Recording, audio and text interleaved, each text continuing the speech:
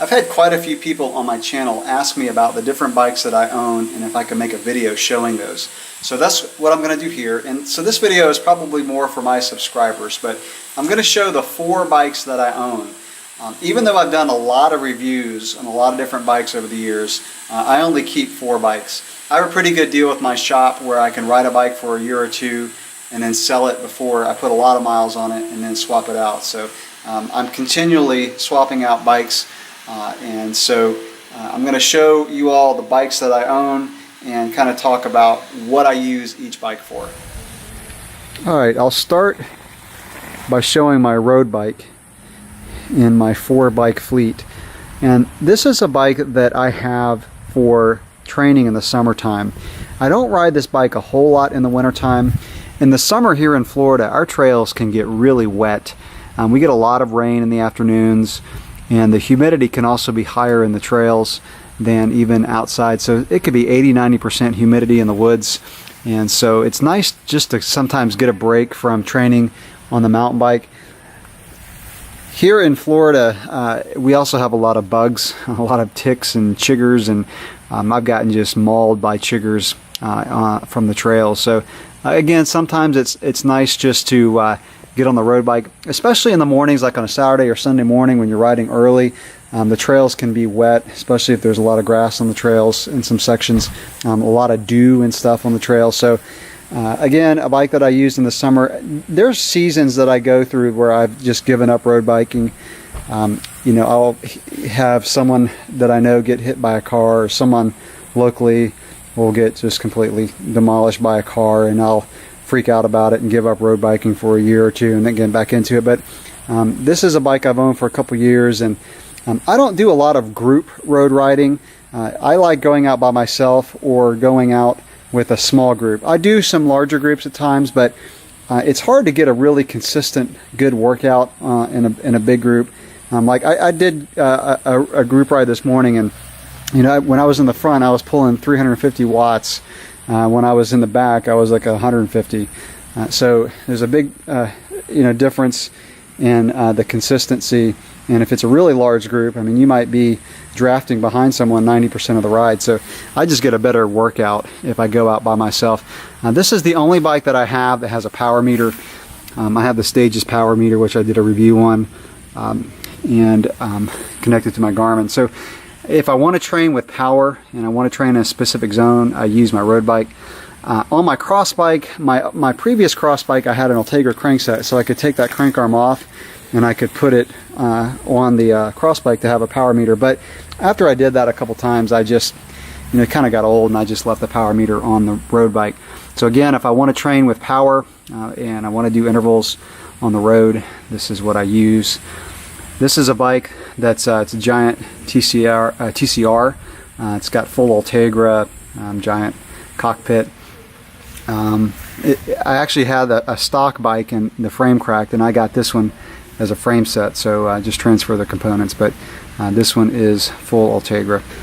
On my road bike, I do keep a seat pouch and a pump, so it's just ready to hop on and head out on the road. You'll notice on all of my bikes, I don't have a sensor, a wheel sensor for speed and distance. I just use my Garmin. I use GPS. So I have a mount on every bike. I just take my Garmin off and transfer it between bikes. And it just makes it really simple. You don't have to calibrate wheels or anything like that. Just use satellite. It's not quite as accurate if you're riding in the woods, but you know, it's simple. I like simplicity. Okay, moving on to the cross bike. This is a relatively new bike for me. I was on a Niner last year, and I've done some reviews on this bike, but this is a 2016 Giant TCX, and you'll notice all of my bikes are Giant. I love Giant, and I'm not sponsored directly by Giant. It just so happens my shop carries, you know, 2, 3, 4 brands, as most shops do. Giant, of course, being one of them, and so you know, I love Giant. I just think they're a really good value. I've mentioned that in my other videos. So anyway, back to the cross bike. This has got a Ultegra Di2. This is actually a 1x11. This is the first cross bike I've used as a 1x11. And again, in my reviews, I'll talk about that. But so far, it's working out pretty well for me. If I did a lot of gravel grinders in the mountains, I'd probably get a bigger cassette or go with a 2x. But for pure cross racing, which is what I use this bike for a lot, the 1x11 works really well. We also have a lot of dirt roads around here, and I can do a 70-mile ride and do 60, 70, 80% dirt roads, even some trails and stuff like that. Sometimes I'll do on this bike. But so really training on a dirt road or doing a pure cyclocross race. I have gravitated more towards cyclocross racing. I used to do a lot of mountain bike racing. Cyclocross racing for me, it's more family friendly. I have younger kids, and my family can watch me race. It's not like a cross-country mountain bike race where you go off in the woods for half an hour and then pop out, grab a water bottle, and go back in. They can watch me the whole race. Plus, my son raced with me last year. That was a blast. And now my daughter's going to race. So my son races the 9 to 11, and my daughter will be in the 12 to 14 class. It's turning into a family sport, and it's been really fun. So again, pure cross racing and a lot of dirt roads that I do on this bike. This is pretty much a stock bike directly from Giant. The only thing I changed out was the tires. These are more dirt road friendly tires. Cross season starts in a couple weeks. Moving on to the trail bike, I just uploaded a video where I did kind of an in-depth discussion on cross-country trail bikes, which will really go into why I own both a trail bike and a cross-country bike. For this trail bike, this is a Giant Trance. This is a stock bike with the exception of the Standsflow wheels and the grips. That's the only thing I've changed from the stock bike. This is a bike that I really enjoy, one of the best trail bikes I've ridden. I love having a purely dedicated trail bike and a purely dedicated cross-country bike. Because of where I live, I don't do this bike is kind of overkill for the trails that I ride most of the time. This is a bike that I have for going up into the mountains. One of my favorite things to do on a mountain bike is just to take a trip, go up to the mountains and ride, and I get to do that a couple times a year. And this is a bike that the bike that I take. In fact, my cross-country bike has actually never been up in the mountains. It's just been used for events and stuff around here. So this is a 2x10 with a chain keeper on it, as you can see here. XT crankset, SLX front derailleur, XT rear derailleur, Giant dropper seat post. Again, fully set up as a trail bike. Dropper seat posts, to me, are mandatory for a trail bike if you really want to hit descents the way a trail bike can handle them. And the dropper seat post makes that even better. So 2.25 Schwalbe or Schwalbe, however you like to say that, knobby neck tires.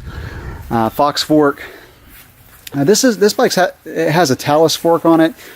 I don't use the Talus option a whole lot. Even when I ride around here, I keep it in the 140 setting. There are times on some steep climbs that I'll use the Talus setting, dropping it down to 120 millimeters of travel, lower the front end in case it gets pretty steep, keep the front end from wandering. But I typically keep it in 140. So if I got another Trance, and I think the 2016s don't even come with Talus forks. I think they all come with just a standard 140 fork. So that would be fine with me. SLX brakes and shifters. I love Shimano brakes. In fact, you'll notice on all of my bikes I have Shimano. I have just had the best success with Shimano, shifting and braking. I love the fact that the brakes use mineral oil and not DOT fluid, and they have really good modulation, really good feel and power.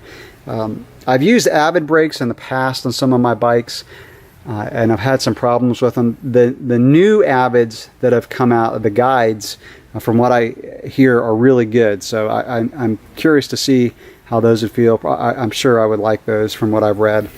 And so I may have those on some of my future bikes, but really, again, good success with Shimano brakes.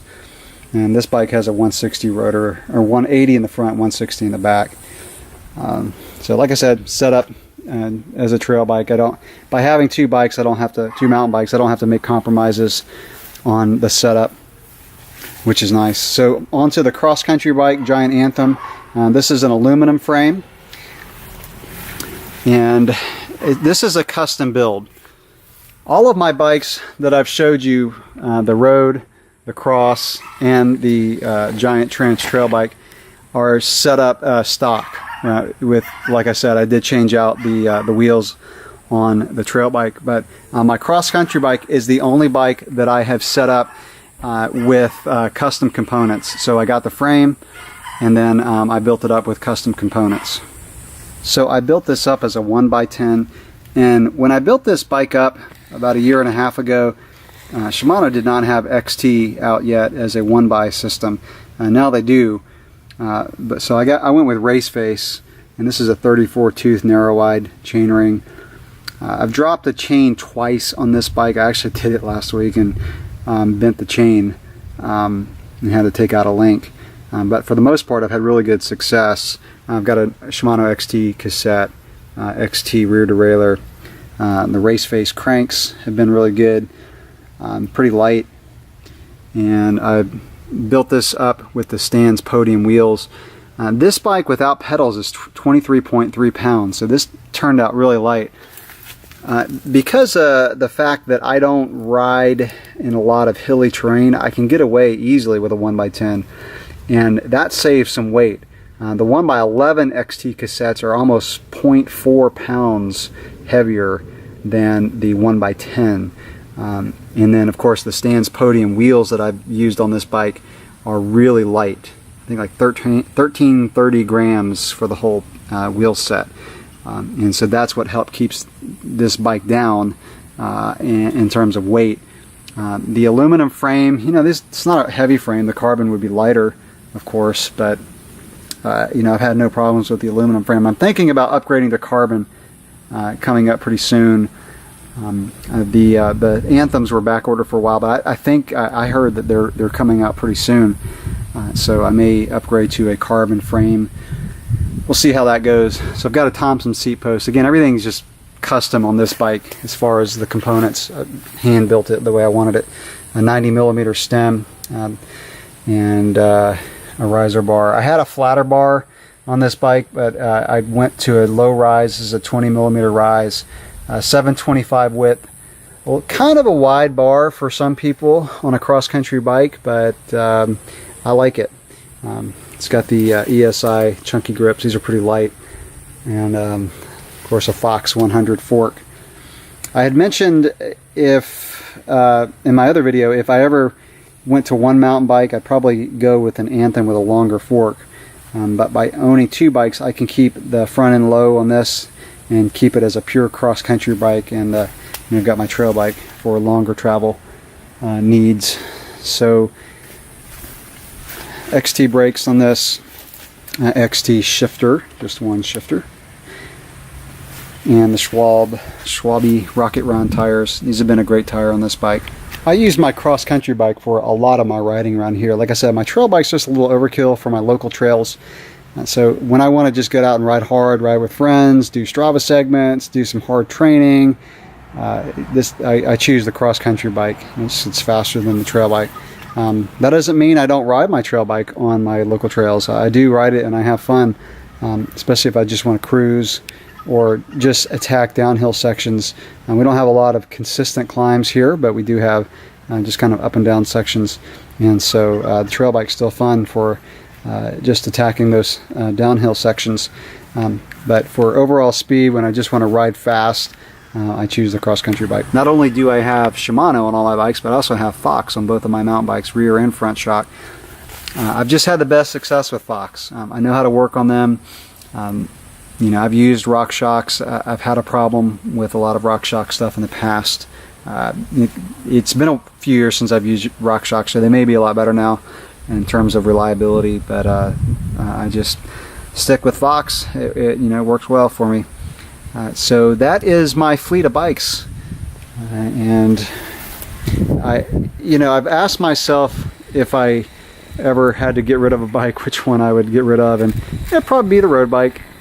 Just, you know, the trail bike, even though I don't ride it a whole lot, when I do ride this bike, I have a blast on it, especially when I travel up to the mountains. You know, I ride some stuff up in North Carolina in the Pisgah area that, you know, just wouldn't be near as fun on on a cross-country bike with a steeper head angle. I love having the trail bike for stuff like that. So that'll wrap up this video showing you all my fleet of bikes.